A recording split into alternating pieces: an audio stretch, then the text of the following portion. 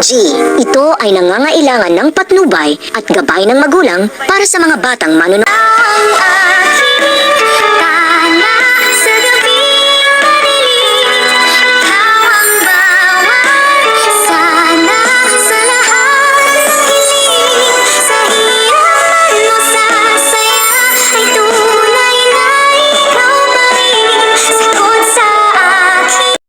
Hello everyone! Welcome back to my channel and magandang araw sa lahat ng taga-subaybay ng Abot Kamay na Pangarap. Ang kaganapan ngayon sa Abot Kamay na Pangarap ay ito nga si Annalyn nga ay ipinalinghuwanag nga dito sa nanay nitong si Kayla ang kanyang karamdaman at sinabi nga na ipiprepare na siya para ilabas at para undergo ng pagsusuri sa kanyang sakit. At ito nga nanay nitong si Kayla ay nagpapasalamat nga ng marami dito kay Annalyn dahil kung hindi kay Annalyn ay hindi niya makukumbinsi itong si Kayla na ipaalam sa kanyang ina na may karamdaman nga itong si Kayla. At ito nga si Annalyn nga ay sinabi niya nga na gagawin niya ang lahat para makatulong sa mga pasyente nila doon sa stage. At ito nga nanay nitong si Kayla ay lubos na nagpapasalamat nga kay Annalyn dahil kay Annalyn ay nagbago ang isip nga nitong si Kayla na ipaalam sa kanyang ina ang kanyang karamdaman at ang kalagayan niya dito sa ospital sa stage. At ito nga si Annalyn ay pinaliwanag niya din dito sa ina nitong si Kayla na tungkulin nilang mga doktor na pagsilbihan sila at pagalingin at iligtas sa anumang karamdaman or sakit. At ito nga si Dr. Lindon ay sobrang bilib nga dito kay Annalyn dahil nga daw kay Annalyn ay papayag niya itong si Kayla na ipaalam sa kanyang ina na meron nga siyang karamdaman at nandoon siya sa stage.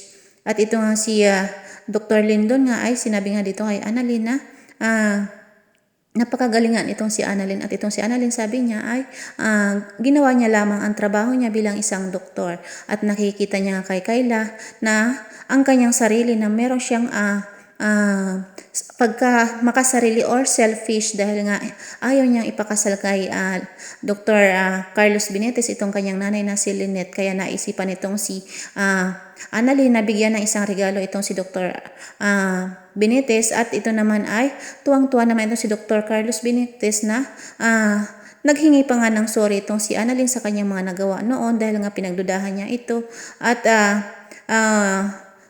nagpapasalamat din siya dito kay Dr. Carlos Benitez dahil nga mahal na mahal nito ang kanyang nanay na si Lynette. At ito nga si Annalyn ay sinabihan nga itong si Dr. Carlos Benitez na alagaan niya at mahalin ang kanyang inang si Lynette kung kasal na silang dalawa. At ito namang si Dr. Carlos Benitez ay sinabi niya kay Annalyn na hindi niya na kailangang sabihin yun sa kanya dahil talagang mahal na mahal talaga itong si Dr. Carlos Benitez itong si Lynette. At ito nga si Annalyn ay masayang masaya nga at niyakap nga siya itong si Carlos Benitez at nagpasalamat. Samantala itong ang si RG ay pinuntahan nga itong si Lynette sa may garayhan ng sasakyan at doon nga ay niyakap niya nga itong si Lynette at sinabi niya dito ang kanyang nararamdaman na mahal niya pa rin itong si Lynette kahit pa daw na wala ang kanyang memory or pag-iisip ay hindi pa rin na apektuhan ang kanyang damdamin, ang kanyang pagmamahal kay Lynette. At samantala, bago pa nakaraan na yun, ay itong si RG at itong si Moira ay sinabihan itong si RG na hindi niya na kailangan balikan pa itong si Moira dahil sa mga kagagawan at hindi magandang mga ginawa nitong si Moira kay Dr. RG Tanyag. At itong si Moira ay sinabihan niya nga itong si RG na habang hinahabol niya itong si Lynette ay lahat naman daw nang kay RG ay nawawala. Kaya itong si Moira ay wala na siyang magawa para mabuo pa yung pamilya niya na pinapangarap ng itong si Zoe.